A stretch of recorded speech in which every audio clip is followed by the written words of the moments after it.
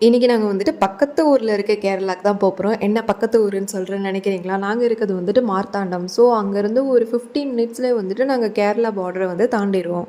அதனால் எனக்கு என்னமோ அங்கே போனதுலேருந்து கேரளா வந்து பக்கத்து ஊர் மாதிரி தான் ஃபீல் ஆகிட்டுருக்கு. அடிக்கடி அங்கே போயிட்டு போயிட்டு வேறு வந்துட்டுருப்போம். ஏதாச்சும் வித்தியாசமாக சாப்பிட்ணும் அப்படின்னு சொல்லிட்டு தோணுனாலே உடனே நாங்கள் கேரளா கிளம்பி போயிட்டு ரிட்டன் வந்துட்டு நைட்டுக்குள்ளே வந்துடுவோம்.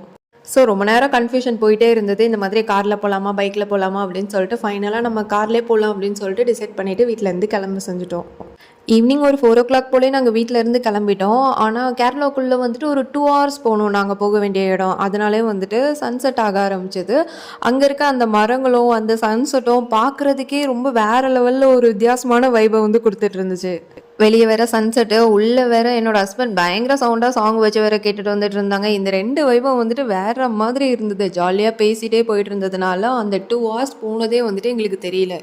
அங்கே இருக்க வேலையெல்லாம் முடிச்சுட்டு அங்கேருந்து ரிட்டன் ஆகுறதுக்கே ஆல்மோஸ்ட் 8:00 ஆகிடுச்சு. கேரளாக்குள்ளே நம்ம என்ட்ரு ஆகிறோம் அப்படின்னாலே தெருவுக்கு 10 லாட்ரி கடையை வந்துட்டு நம்ம பார்க்கலாம். அதெல்லாம் பார்க்கும்போது எனக்கு என்ன தோணும் அப்படின்னா, என்னைக்காச்சும் ஒரு நாள் நான் அந்த லாட்ரி டிக்கெட் வாங்க தான் போகிறேன், பல கோடிக்கு அதிபராக ஆகத்தான் போகிறேன், அதெல்லாம் நீங்கள் பார்க்க தான் போகிறீங்க அப்படின்னு கனவு கண்டுட்டே அங்கேருந்து கிளம்பி வந்துட்டோம். வீட்டுக்கு வர்றதுக்கு ஆல்மோஸ்ட் 10:00 ஆகிடுச்சு. இது வந்ததும் நல்லா சாப்பிட்டு தூங்கிட்டோம். அடுத்த வீடியோவில் பார்க்கலாம். Bye bye friends.